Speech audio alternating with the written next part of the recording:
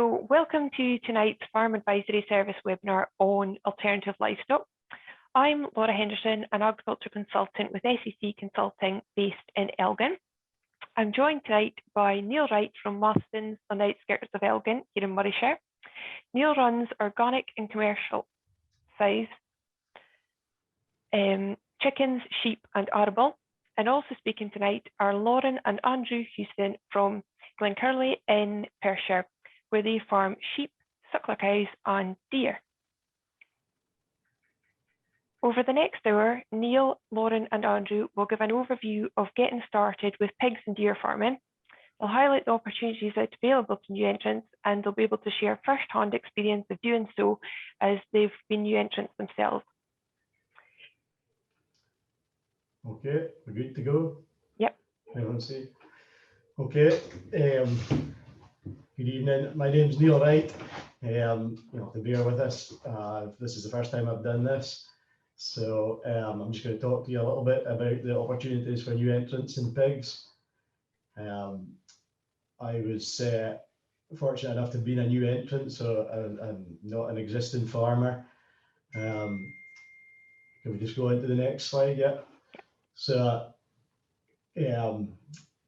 I bought over Matheson's Limited, a company, in 2006. We've developed it somewhat, and we've got 400 organic sows now, which we finished the progeny of down in England and sell them all to Sainsbury's. We're the sole suppliers of organic pork to Sainsbury's. We also have 1,200 breeding ewes. We contract farm 600 sows indoors, although that enterprise is changing a little. And we have 24,000 organic laying birds. We also have 3 lorries hauling our own timber and their own feed and pigs around the countryside. We grow a bit of organic cereals, rent out some land for potatoes and carrots. There's various other little bits and pieces that we do too. But basically, we're farming about 500 acres now, plus a fair bit of ground on seasonal rents. I'll tell you a little bit about the journey that I've come on. Are you keeping up with the slides there? Yes. Yeah, that's okay. So I started my journey in pigs really back in 2000. My background was sheep and cattle, and I really didn't have any desire to be involved in pigs. But long story, I went out to Australia, came back from Australia and did a bit of work for a guy who was struggling during foot and mouth. That was back in 2001. By 2006, we changed the business around to producing organic pigs, and I bought out the business from the existing owner, Roy Matheson, and along with a guarantor who came in, a guy Richard Ratcliffe. He was my business partner. He stood guarantor, and I did all the management of the business. He was based down in Cheshire, and let me get on with it. Came up for monthly meetings. And we went on from there. By 2009, the organic business had taken a bit of a tumble, and we diversified into 600 indoor sows on a contract farming agreement. That started to go okay, and we still had 400 organic sows. We bought the farm in 2010, and we bought sheep. We built up the flock of sheep from about 100 in 2013 to about 1,200 ewes now, and then diversified into laying hens in 2015. Bought another chunk of land in 2017, adjoining the farm here. By 2019, I bought out my business partner. He bought a farm along the road at Auchenholrig, which he rents back to us, and we're gradually buying it back from him. And we're currently just finishing building another chicken shed to take our numbers up to 24,000. The chickens are in, so we're just under a bit of pressure to get it all finished off. So that's a bit of my background and where we've got to. So the main But the talk tonight is just the opportunities that are there for people in pigs. It's an industry that gets a bit of bad press, I think, but there are definitely opportunities for people if you manage the thing right and take the opportunities. They are quite good. Are we on the right slide still? Yeah. I can't see. Are you? Yep, we're on to identifying your strengths and weaknesses. Yeah. So the first thing I think you need to do if you're looking to take any opportunities is just look at what your strengths and weaknesses are. And what do you want to do? What do you want to do with your life? Where do you see yourself being in the future? And also your attitude to risk. Certainly in the pig business, if you really are risk adverse, it's probably not the business for you, to be honest with you. You've got to look at what your family want to do, what staff you've got, and what opportunities there are for getting more staff. Staff's a big issue in the industry. You've got to look at your own abilities. It is a business as well. It's, I would say more than other agricultural enterprises, pigs is definitely a business. It's quite a bit of it is about figures and managing your business.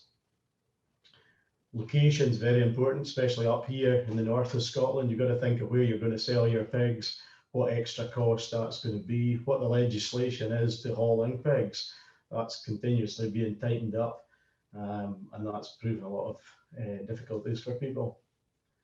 Got to think about the land and the buildings that you've got, whether it's suitable for development, whether you've got existing buildings that can be used. And also you've got to think about the finances. Do you have the cash in the bank required? Do you have the assets to allow yourself to borrow against? And how the structure of your business, do you need to change the structure? Is the structure right for you to proceed with a new enterprise? On to the next bit is the market. I think that's everything in pigs. You need to be sure that you've got a market for what you're selling. The startup costs are so great, regardless of how you do it. You need to be 100% sure that you've got a market. And there's many different models in pig producing, and that there's different ways you can do it. You can sell wean pigs at 7 kilos or 40 kilos, 30 kilos. You can sell finished pigs direct to the abattoir at 100 plus kilos. There's contract farming agreements for sows. There's bed and breakfast agreements for weaner pigs, where someone else owns the pigs. They provide the feed, and you just provide the accommodation and the labour, which is a real low capital way of getting into it. You can do these agreements for weaners or finishers, and the business structure is just important as to how you want to do that. And moving on, it's so important to get the deal. You have to have the right agreement in place before you progress with whatever you're planning to do. So top of my list is pricing. You need to know how the product you're going to be selling is priced. Is it open market? If it's open market, are you willing to take that risk? Or is there a mechanism within the contract that you get that will adjust the price according to feed price, which would be about 70% of your cost usually. Any contract needs to state a volume. Pigs is a bit different to sheep and cattle. The numbers that you produce can vary wildly, depending on your production standards, your disease level, the time of year. And so you need to be sure that the customer is going to take all the pigs, or you've got another outlet for them if they're not. You need to know how long it's going to last. If you're breeding sows, you're on about an 11-month lead time from when you serve the first sow until you sell the pig. And if someone was to cancel a contract in between that, you can lose a serious amount of money. So you just have to be sure of what you're doing there. If it's a deal involving different parties, for example, a breeder and a finisher, you need to know where everybody's responsibilities lie. And the deal it doesn't have to be written, it can be verbal, but you need to be aware of what you're getting into. Finance, it's very prohibitive to a lot of people. To build a new piggery from breed to finish is about, probably, I've got 5,000 here, but it's probably more like 6,500, probably more than that now as the prices are going up. So, for a 500 sow unit, you'd be 2.5 million capital cost, and that's for an indoor unit. And you'd also need, to do that unit, you need over £700,000 working capital. Outdoor production's an option that's a lot cheaper, but that's got to be balanced against a higher cost of production. There'll always be a higher cost of production with an outdoor system. There'll be increased mortality and poorer feed conversion. If you want to go down the line of bed and breakfast, that's a cheap option. All you really need is the building and the straw cost. Someone else is paying for your feed. But basically, there's a vast array of different ways of getting involved in the pig industry. And the rewards are there for the pigs. It's a very high turnover and can be good profit. But you do have to make a good job. You have to have your market right. You have to have your production right. And you have to buy your inputs well. It's a very interesting business. I find it very interesting. It's very responsive to management. Running a sheep flock as well. You sometimes wonder just how much difference it makes as to what you do. Whereas with the pigs, there's a definite return on your management. On the risk side, it's very dependent on the feed price versus the market price. You're also at risk of disease outbreaks, and you're very dependent on your own management. So it does, you have to make a good job of it. You can't just have a 6 months off or whatever. The important thing I would say is that the risks can be minimized by good marketing. So if you market your pigs well and get a good contract, you can reduce the risks quite markedly. And that's really all I've got to say. I just remember that risk takers rule the world. Somebody told me when I started out, and you do have to take a risk to make something, and that there definitely is opportunities in the pigs. It's a varied one. You just have to go out there and look for the deal that's right for you. That's about it. So thanks for listening. Well, thank you, Neil, for that presentation. We'll just move on to Lauren and Andrew. So if you'd just like to share your screen. You hear us? Yes, we can do. Brilliant. Oh, well, I'm Andrew and this is Lauren, obviously, and we just talked to you a bit tonight about our farm at Glenkilrie and what we've done to include deer. So brief overview of the farm. Glenkilrie is 2,500 acres, predominantly heather hill. We've got 500 acres of a mixture of rough grazing and improved grassland and silage ground. On that, we're carrying we used to have about 160 suckler cows, but the numbers have sneaked up a wee bit. We're over 180 of the bull this year. 1,100 breeding ewes, and we'll also farm another 400 ewes on a contract unit, our 10,000 acre grouse moor to the north of us. So that's a very low input system up there, so we do that on the side too. And then we now have 55 red deer hinds at the moment. So staff-wise in the farm, there's myself and my dad who are full-time, and we've one full-time employee as well. So between the three of us, we do just about everything ourselves, with contractors coming in to help with silage. And other than that, everything else is pretty much carried out in-house. You should maybe say a bit more about the cow herd. So our cow herd was predominantly Limousin. We made the move over to Angus maybe 6 or 8 years ago. So most of the cows now are mated back to Angus bull. We did that to try and produce a more low maintenance cow to suit our environment better and lower our production costs. Our ewe flock consists of predominantly Blackface and Cheviots out in the hill, and we cross some of them back to the Aberfield to produce our crossbred ewe flock. And they actually are summered down at a rented farm down near the town of Glenkilrie. They go down there for the summer and come back home for the winter.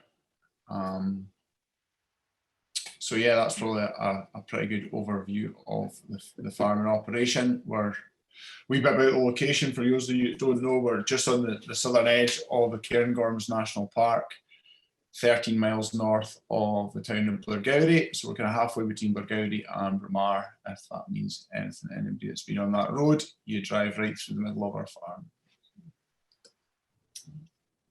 So why did we pick to put on red deer?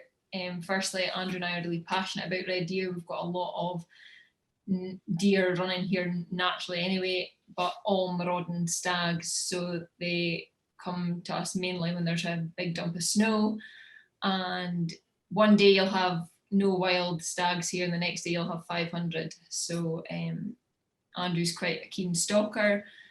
I could just sit and watch them all day, and we were just quite keen on them from that point of view. Another main reason for us putting deer on was to spread the risk a bit more on the farm. At the time we made the decision, there was obviously a lot of unknowns ahead, Brexit being one of them. Who knew what was going to happen with the value of sheep and beef? What we've seen happen in the last year's been pretty good, especially from a lamb point of view, but nobody could have predicted that. At the time there was some pretty good contracts out there for venison, and we thought it was a pretty safe bet to take and just spread a bit more risk over what we were doing on the farm. Not only that, the management of the deer in comparison to pretty much any other class of livestock is minimal. They take very little care and handling, provided you give them a good environment. They fit in pretty well with little day-to-day management really required. We have a couple of big handlings a year. So basically our production cycle of our red deer is quite similar to a hill suckler cow. They calve down in June. We're nearly finished calving at the moment. The calves will run alongside mum all summer. We wean our calves after the rut, which isn't probably the most common thing to do. Most people would wean before the rut. Just because we're in a higher up part of the world, the calves aren't just quite that well on, and we feel they're better staying on them a bit longer. So before the rut, which is the mating period of the deer, we bring everything into the handling pens, and they get their annual wormer, and we tag the calves and turn them back out again and put the stags in with them. And because we've tagged the calves, it gives us an opportunity to mother up the calves with their mothers, so we can record that. And then we don't bring them back in again until just before Christmas. And once they come in, then we will wean them, and the calves come inside for the first winter. And that's quite important for two reasons. Mainly to get them away from the harshest of the winter weather, which obviously in this part of the world we see quite a bit of.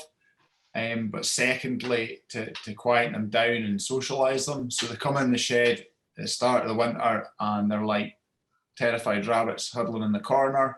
And by the time they go back out in the spring, if I'm honest, they're a pain in the neck because they're nibbling your ankles and trying to steal your jacket and all the rest. So they settle down really well, and that's them kind of set up for life. If you get them quiet at that stage, they seem to stay pretty quiet throughout the whole system. During that time, our hinds are on the same bit of ground outside. We winter them just with a bit of supplementary silage. We do feed a bit of concentrates, especially running up to weaning, just to get the calves used to eating, so they know what a pellet's like when they come in. To keep it simple, we actually just feed the same pellet that we feed our weaned calves or cattle. So from that side of things are pretty straightforward. So yeah, they're a pretty easy animal to have on the farm. They fitted in quite well here too. We did have to take quite a bit of time to decide whereabout in the farm they were going to go, but we've chosen a bit of ground that we think suits the deer quite well. There's quite a lot of natural habitat for them at calving time, so they like to hide their calves. So there's lots of rushes and trees and some steep banks and stuff.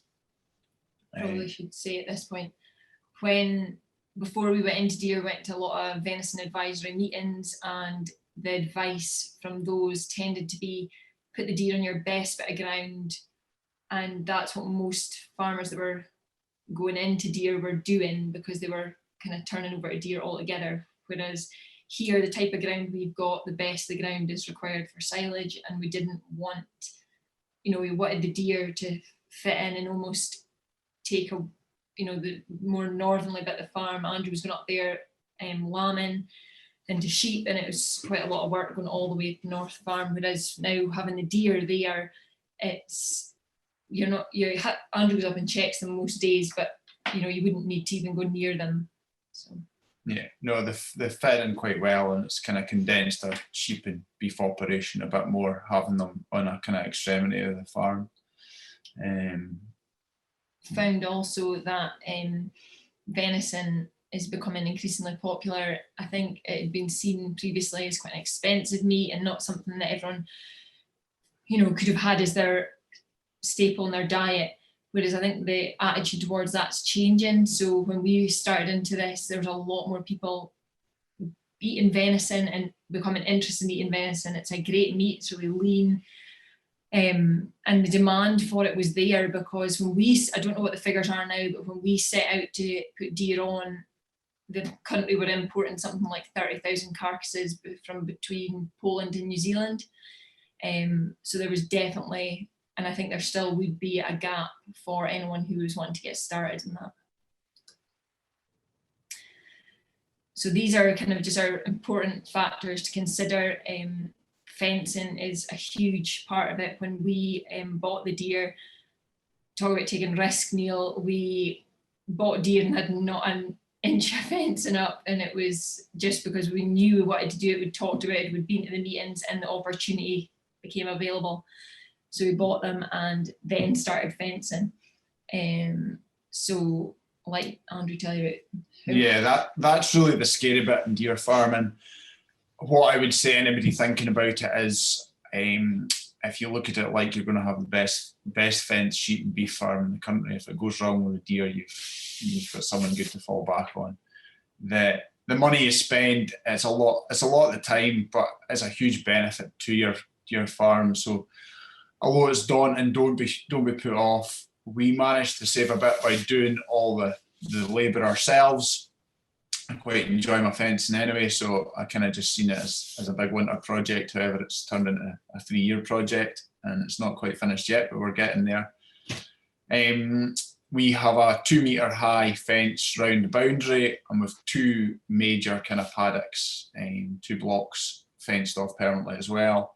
We've also started doing a bit of work with electric, so 6 hot wires, and that's working really good for us and going to open up quite a lot of opportunities in the future for improving the ground. And we've got 1 hectare that we fenced off in the spring with electric that's going to get drilled with stubble turnips for winter in the hinds on this year. So that'll be the first year we've tried that.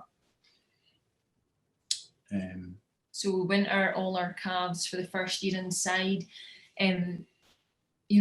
Deer will run naturally here with their calves all winter, and they get on okay. But like Andrew said before, it's just good for temperament, and it can be pretty harsh weather up here, so they're all taken inside. So just something else to consider: have you got somewhere you can put calves?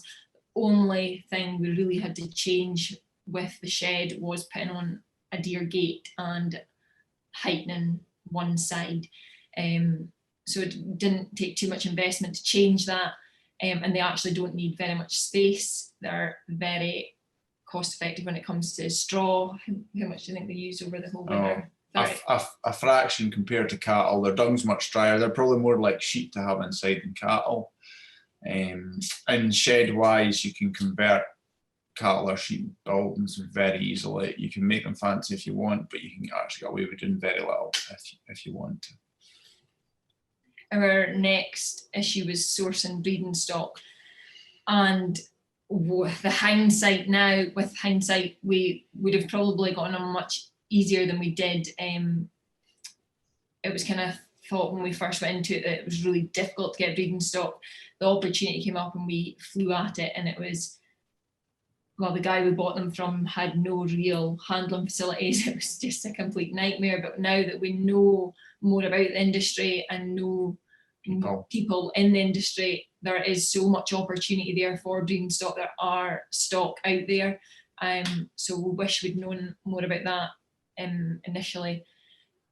So there is plenty out there. Breeding hinds are roughly about £400 a head. Yeah, I think we paid 400 for every hind we bought.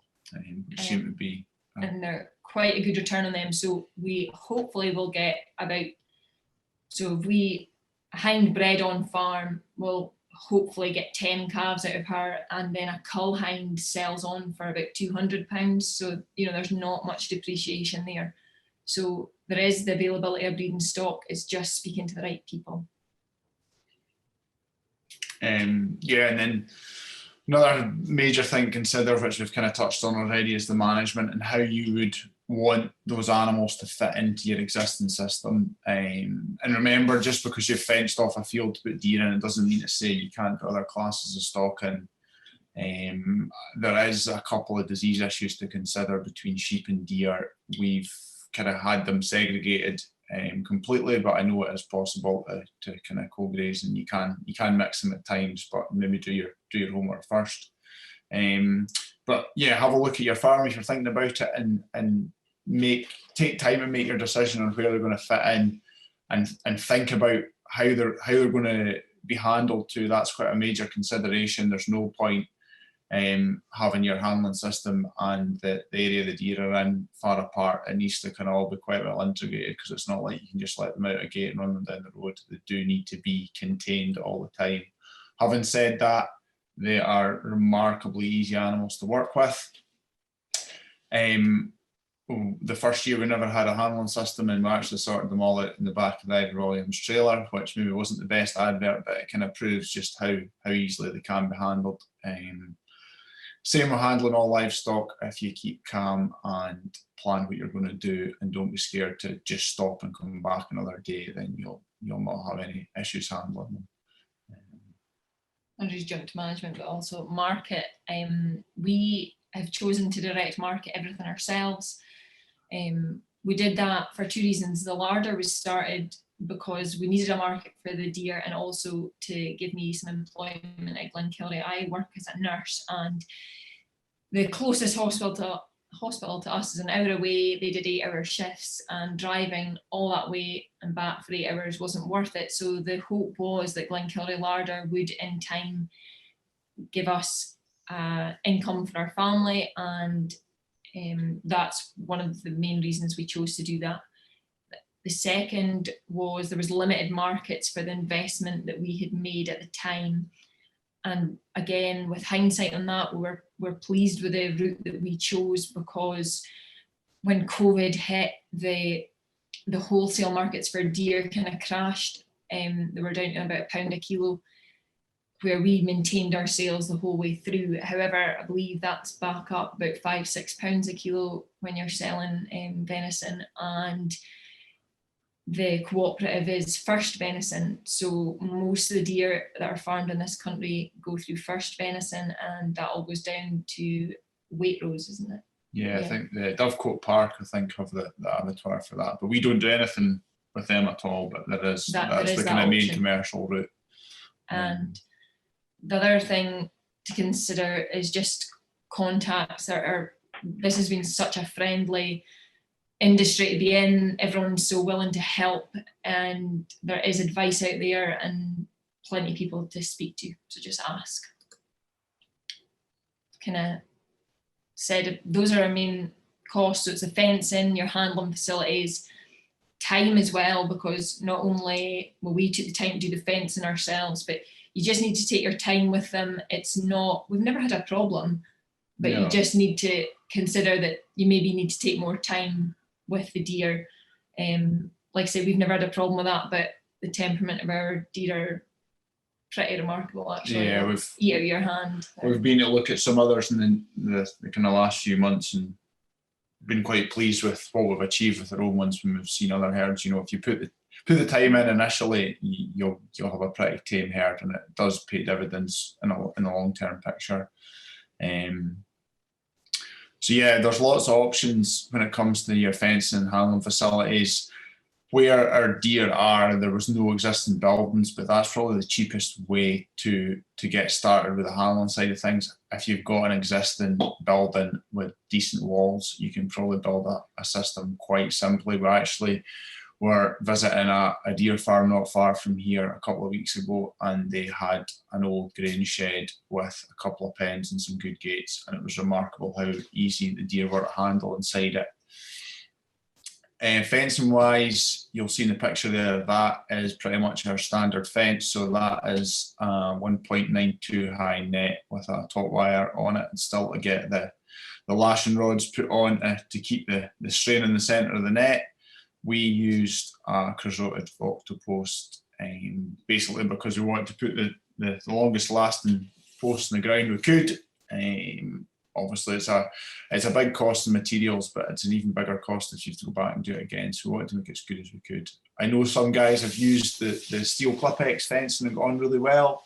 It's not something we looked at, but I know there's a very successful guy down south who's built his whole farm off the back of that. So that could be an option too. We touched on it briefly before, purchasing stock. So hinds are roughly about £400 a head, and then our breeding stag was about 2,000. I think he was 1,800, but yeah, there or thereabouts. So, said that as well. So ask for help. Just there's so many people out there to speak to, and we know that now. If anyone wants to ask us, more than welcome in the future. Yeah, if you've made the decision to go into deer, try and make contact with folk, especially if you can find folk in your area or your kind of topography, and go and visit their unit and see how they've designed it. There's quite a bit of design involved, and some people have gone to real expense and put fancy raceways in and that. We haven't. We might regret that later on, I don't know. We'll learn something new everywhere we go. There's always something to learn, and because it's quite a small industry, there is a lot of people speaking to each other, but a lot of systems have been set up just with folk getting on with it. So you see ideas that nobody else has come across before. So yeah, you learn a lot. There is a great guy who is he from New Zealand? Alan Snedden, and he's a great guy to talk to. He's very good at coming out and helping people set up deer farms and finding stock for people. So yeah, he's actually a partner in the Venison Advisory Service. There is actually a bit of professional help there. I think they can do an audit on your farm and kind of help you plan. We just battered on ourselves and went for it. But yeah, there is professional help there if you want. The other thing I mentioned is the Deer Farm and Parks Associations are a really good thing to get involved in. I think you can become an associate member for not too much, and there's help at the end of the phone. I don't think this will affect maybe too many people. I don't know why I thought about it. Maybe when I saw that photo with jock or stag. We also had to be really careful about when we brought deer here, because we've got tick on the hill. So we had to be careful not bringing stock from somewhere that would have no tick at all, and then become really unwell with that. So it was just another consideration. Every breeding hind came from west to east, which I think probably was the safest thing to do. Goodness, all my slides have said all of this. So we direct market all our own. We deliver fresh venison, beef and lamb the first weekend of every month to customers. We're sitting between 60 and 100 customers a month. We also supply 3 local hotels, 2 local shops, and we've recently gotten a contract with Innocent Gun Lager. So our venison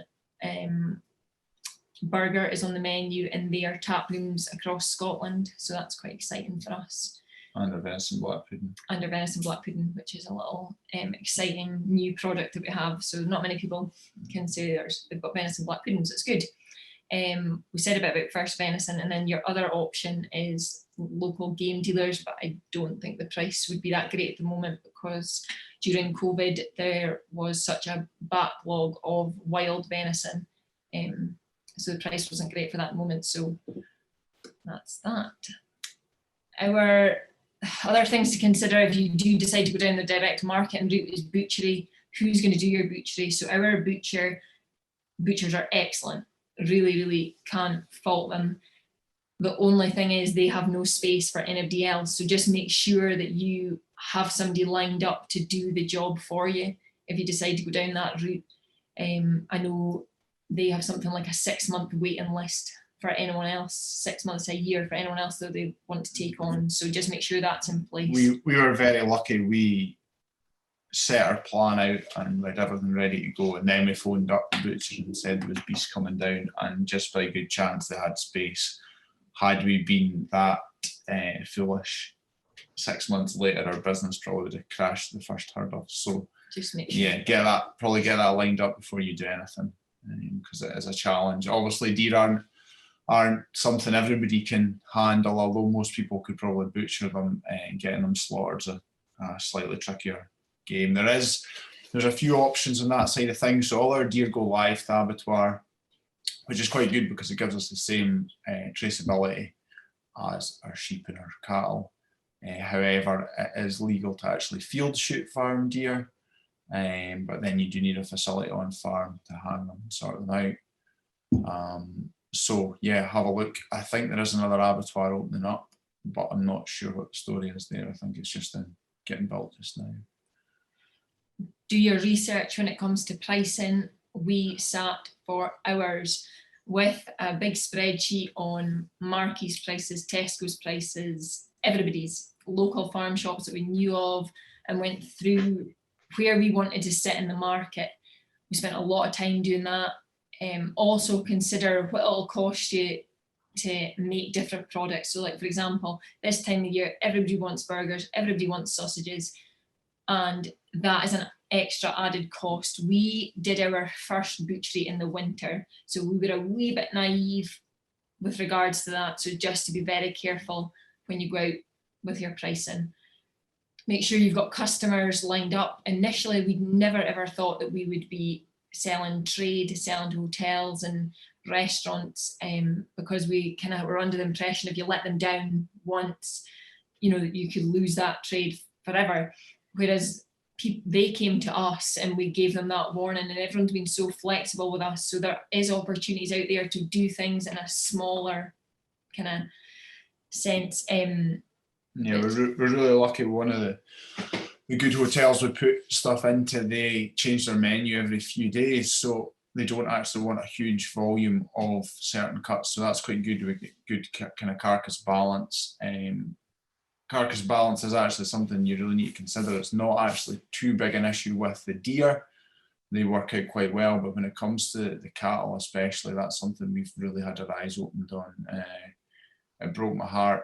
Within about 3 months, we had to stop selling roasts because nobody eats roast beef, and we started having to mince roasts, which I nearly cried about doing, and now we do it with just every single one. But you've got to cater for what the customer wants, and you've got to be willing and ready to change your direction.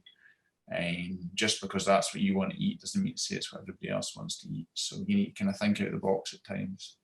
Right, thank you very much for that. Andrew, Lauren, that was really interesting, and certainly learned a lot from that about deer. So do keep your questions coming in, but we will start with this one for Andrew and Lauren. So Neil mentioned the range of different systems that can be operated for pigs, and you run a breeding herd. But would there be the opportunity for other farmers to finish deer in sheds to begin with, which might reduce the outlay of some of the fencing and buying breeding stock? Yeah, definitely. I think there is quite a good opportunity there. I guess it would come down to a real kind of specific situation. I think if that's what you're thinking about going and doing, certainly the setup costs would be minimal. A roller eyelock net and some feed trucks, and you'd be just about ready to go.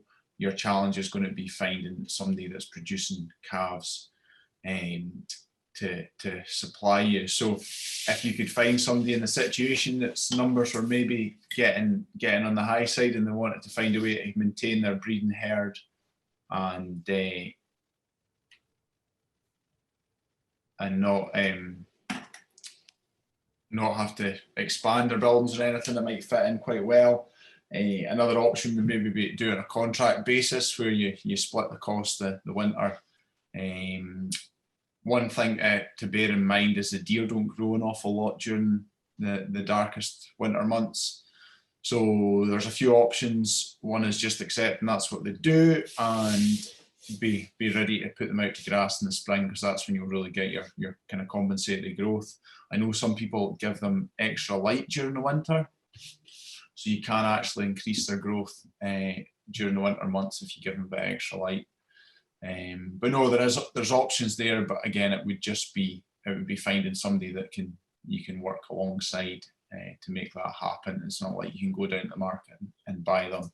That would be the main limiting factor with having deer inside. They're saying like we wouldn't have facilities outside to put them out to grass. Yeah. But it would be the light, like they don't grow if they don't have light. So you just need to make sure that that's. If you wanted to finish them inside, it could be done quite easily. You either would need to give them light early on, or you would be needing to accept they're going to be inside for a fair bit of the summer months. I hope that answers your question. Yes, thank you. And one for Neil. Andrew and Lauren mentioned the range of kind of support networks that's available through the Venison Advisory Service and the Deer Park Association. What is there available for pigs? Again, it's quite a friendly industry. You know, most people will speak. The only downside to it is that biosecurity is a major factor in the pig industry. So getting to see other people's units is a bit more difficult. But I guess if you were starting out and didn't have any pigs, most people would be quite welcoming for you to come and have a look at their unit. But it's just the same as getting to know people within the industry. Most people, if you speak to someone, they'll always give you help. The feed reps, they're all obviously keen to get people started because they'll sell feed.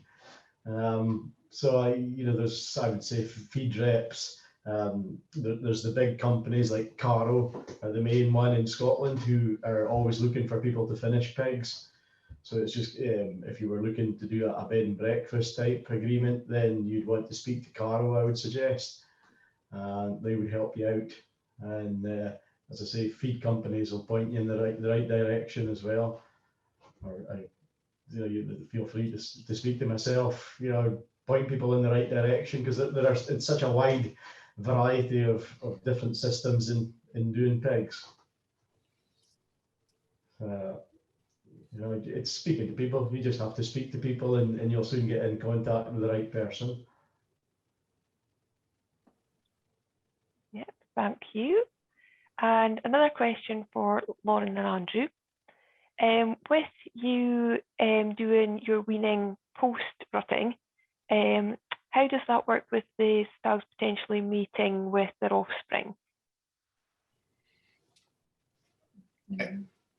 So it's not really anything to worry about, because the hind calves aren't sexually mature at that point. So they're only born in June, and the stags are going in late September. So yeah, no, it's not like you would maybe see with maybe a really early born calf in the cattle world. We do rut them as yearlings, however, well, they'll be 18 months old. So we're just at the stage now where we could have hinds coming back to their father. So we'll need to be a bit more organised with rutting this year. But no, certainly in that first year when the calves are running along, it's not a concern. With that said, we don't intentionally ever plan to put fathers over their daughters, but in the wild it happens, and there's no real sign of any deformity or anything like that. And we know people who have done it and it's not been a problem. We wouldn't plan to do it, but it's not a disaster going on the wild scenario. They don't really cause many problems, the deer. Yeah, hopefully going forward, we'll be able to be a bit more technical. I would like to really start recording the deer. We're obviously in a fortunate position where we're killing deer every month and we're getting slaughter data back. So if we can get the genetic side of things recorded, we know what we're doing feed wise, and start to make some correlations, I think we could probably make some quite good progress on the genetics. That's something maybe we should mention in our talk. Most of our hinds are of Scottish origin, but our main stag's actually an English park stag. So there is a difference in genetics out there. There's a few different lines. We'd quite also like to look into some of the Eastern European genetics. I know some folk have got on really well with Romanian deer. There's just a wee bit more emphasis on carcass with them and less on antler growth. However, I think there's some temperament issues with them too. So a bit like anything, it's a case of visiting other breeders and seeing what they're doing and how they're getting on. But it's not just as simple as, you know, one size fits all red deer. There is different options out there. One other thing, just before go off that topic, another thing that happens in the deer farming world is that sometimes if you've had your stag for a wee while, he's kind of done his job as such, but he's not done. Deer farmers will often swap stags of like a similar caliber, and so you know, Jock is a very good stag. He'll be very good for a good lot of years yet, but we might swap him with someone else's stag to bring in new blood that way. So that does happen as well. My great uncle has a deer farm up in Bewley, and he's been a great help to start with. We actually got some hinds from him, some as our foundation stock. But what he does with another guy not too far from him is they swap a couple of stag calves every year to get some new blood in. So that's quite a simple way of doing it. But yeah, there's lots of options. Okay. And back to you, Neil. You've almost done this in reverse, because most of our attendees tonight have got cattle or sheep, but you started with pigs and then introduced sheep. So how do you think that has worked? Would you advise it or not? And do you think it's kind of given you any better insight to the industry as a whole? Yeah, I mean, I think you do probably have a more business-like approach to, you know, as I said earlier, pigs is very much a numbers game, and you have to focus in on the numbers. And since we've had the sheep, I mean, my background was within sheep, but I think coming into it, you know, we've had a different view on the sheep. We do quite a lot of recording, like Andrew and Lauren are, you know, planning on doing with the deer. We do quite a lot of recording. But it's quite refreshing. It's got a different industry, you know, the sheep. Sorry, the pigs and the chickens that we run are very much driven by management, and you know, the feed is all purchased for them. So you're always driving to be efficient use of the inputs that you've got. Whereas the sheep industry or the sheep enterprise is more about reducing costs. You know, like you've got to get in pigs and poultry, you've got to give this mindset of really that, you know, push them all the time. It's all about getting the output from them, whereas the sheep are more about reducing costs, as far as I can see, and cutting the costs wherever you can. So it gives you a bit of variety in the business. You know, you've got to keep yourself switched on to not putting too many inputs into the sheep, whereas with the pigs and the poultry, you're always driving that forward. The sheep enterprise was one, we were restricted in the organic market, so we have a contract for a specific number of pigs every week, and the sheep was really a way of us increasing the output of the business without necessarily, and we had quite a bit of staff there, so we could increase the output of the business and utilise the grass that we needed to rotate the sows on. But it also gives us a nice, you know, there's quite a good income from the sheep as well. Primarily because we put the labour costs against the pig enterprise and the chicken enterprise rather than against the sheep enterprise, which really makes the sheep enterprise work better than it perhaps would if we didn't have the intensive livestock there. Yeah, and that links kind of quite nicely into one of these questions is how you rotate your sow herd and how long they're on one site, and then how you follow on afterwards. What do you grow crop-wise afterwards? We're a very light sandy soil here, so we you know, the fertility, and because we're organic, the fertility is very important to us. So our ideal rotation which we never really get to do because we're always changing, and we're in the EEC scheme to convert some land to organic. So we get a big payment from the government to convert organic land for fruit and vegetables. So we have to grow vegetables in that rotation. So that puts a bit of pressure on us. Self-inflicted pressure, right enough, but it's still pressure to change our rotation. But ideally what we'd like to do is have the pigs on that, then grow a crop of forage for the sheep, hay or rape, and then put in spring wheat as our favourite crop after that. It seems to do quite well organically. So that the pigs will be on for either a year to 18 months, and then followed by rape or kale, and then into wheat or vegetables, depending on how the rotation works. We're not in a stable enough position to have a set rotation yet. It's just we just have to keep changing it as we develop the business. Good, thank you. And now back to Andrew and Lauren. A question here about record keeping for deer, because we've seen in the pictures that they were tagged, just like sheep and cattle are, but who records the movement? Is it SAMU like the sheep, or BCMS like the cattle, or somewhere else? Well, believe it or not, they're actually quite simple compared to everything else. I think legally you only need to tag them when you move them, and the record for movement is kind of down to yourself. So we tag our calves at weaning, like we were before weaning, like you said, and that's the tag in for life. And every time they're handled, they're obviously recorded coming through. And then we've actually got a kind of a template we made ourselves recording the movements when they go to the abattoir, kind of similar to your sheep movement book, but it's just retained for our own record keeping. I don't know if that'll ever be asked for in the future or not, but it's pretty simple. If I'm honest, I actually think it should be more in line with cattle and sheep. I know when we were looking for deer, we did get offered deer down south and over in Ireland and all over. We could be shifting deer out of TB hotspots, and I don't think there'd be anybody really there to stop you doing it, which is a wee bit worrying. But no, the movement side of things is pretty straightforward. We've just kind of practiced our own good record keeping. And yeah, that's it. You don't really need to do anything. It's just your own interest and passion towards it. But if you wanted, you wouldn't have to keep anything. I think that'll change in the future. Yeah. It's got to, because if there was another foot and mouth scare, the deer would be, there are that many people farming deer in this country, it would be scary.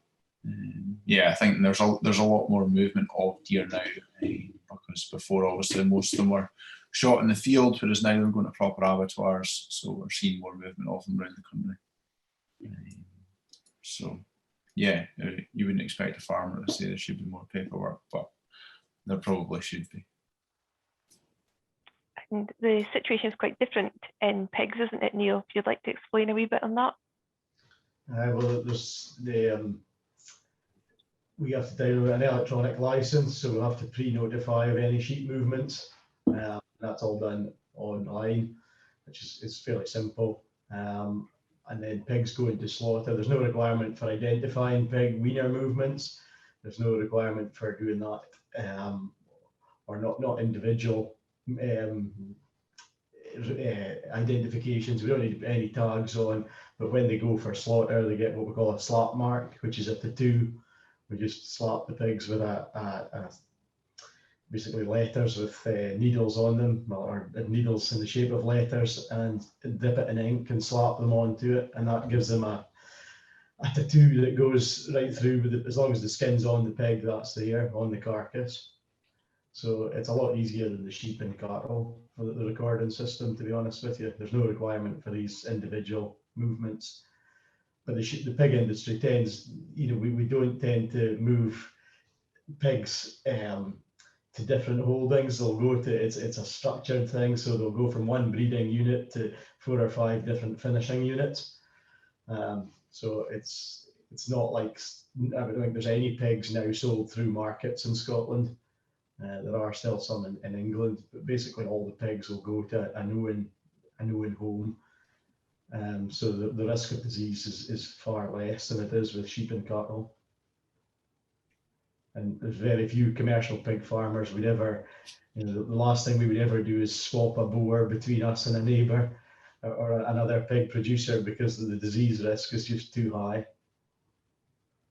And it's not necessarily known diseases, it's just different levels of diseases, and we just try and keep the disease challenge on our pigs at a constant, I suppose, is really what you want to do. You don't want it flaring up with different animals coming in with different immune states. Yeah. Yeah. So interesting, the differences between the different species.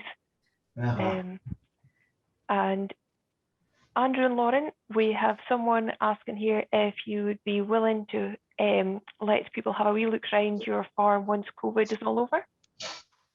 Yeah, totally. We couldn't really have a slide and tell people to go and visit their deer farmers and not take them ourselves. So yeah, no, if anybody wants to come and visit and see how to do things and how to not do things, then you're more than welcome. We've learned a lot along the way, and I certainly wouldn't say we've got a model set up, but we've managed to create something that works. There's a lot of really good guys out there, and likewise, if anybody wants to get in touch for more contacts in their area, we'd be quite happy to help, because we've done quite a bit of research and tracking down folk all over the country. So again, that's a good thing from the British Deer Farming Parts Association. Get involved with them and get on the phone to them, and they'll help put you in touch with local people too. Yeah, they're a really good community to be part of, and we would want to help everyone anyway, but like the help that we've had, you couldn't not do that for somebody else, because it's just been invaluable. So yeah, definitely. If anyone wants to come and see what we're up to, then totally. Good, thank you. And I think we're just about out of time. So kind of our final question tonight is one from me. Is this whole webinar has been on kind of trying to encourage new entrants to consider pigs and deer as alternatives. And you've gave some great insights into the industries throughout your presentations. But is there one thing that you wish you know now that you wish you knew back before you started? Now, Neil, you've got quite a few years experience to reflect on, so I'll maybe let you go first. I would say it's really investment in equipment for the pigs. And pigs perform, as I said earlier, it's all about management with the pigs. And it's initially when I came into it, I suppose I didn't have the finances behind me, but I suppose I just wish that I'd had the guts to go and invest more, because the investment makes the pigs perform. If the pigs perform, they'll make you money. So that would be my thing, is just having the confidence to go and invest and getting the job right, rather than be buggering about with stuff that doesn't really work and doesn't let the pigs perform properly. As I said earlier, that applies to the pig industry, but not necessarily to the sheep industry. And perhaps the deer industry is maybe a bit the same. It's a lower output, and so the return on investment maybe isn't as good. But certainly with the pigs, I think they have to be performing, and to get them to perform, you really have to invest in good accommodation for them. Yeah. That would be my comment. Right, Andrew and Lauren, you've only had a few years, but I'm sure you've learned plenty in that time. Yeah, I think probably the biggest thing in hindsight would have been, and it's easy for us to say now because we know the people, but if we'd known a lot more of those people before we'd taken the plunge, we probably would have had a much better selection of stock. Having said that, we're really pleased with the herd we've built up. We've got some cracking hinds, good temperaments, and they're performing for us. But we probably could have had a much less stressful start. We panic bought. Yeah. Because we wanted them so bad, and then there's so much out there. There is the option, and not at silly prices either. Yeah, no, they're pretty. Deer farmers seem to be pretty level-headed. So yeah, don't be too put off by the kind of cost. But yeah, no, if we'd known more people and made more contacts, we probably could have had an easier time getting stock on the ground. We maybe just had a bad experience from the first guy who got involved in it. But we learned a lot about deer. I'll say that, because you don't get away with things. When the deer are a bit flighty, you don't get away with cutting corners. So yeah, no, it's been an enjoyable journey, but the first year was a wee bit stressful at times. But now we don't really think of doing anything with them. I'm as happy handling deer as I am cattle or sheep. So yeah, have confidence, because you're confident around them. They're fine. So hope that answers your question. Yes, thank you. And so thank you to all our speakers tonight. That's been incredibly interesting and very insightful. You know, it's amazing how much there is to know about different industries. You've been very honest and open, which is fantastic. But if any of this tonight has piqued your interest and you'd like to know more, there is a number of resources available on the Farm Advisory website live at the moment, including a video featuring Lauren and Andrew, and a couple of podcasts with Ross. And this summer series of New Entrants webinars continues next week with business planning. And you can book your space and find out some further information on the Farm Advisory website. You will also be able to find the recording of tonight's webinar if there's anything you want to catch up on, and any of the rest of them, along with the associated fact sheets in due course. So that's all for tonight, folks. Thank you for listening, and I hope you find this very interesting.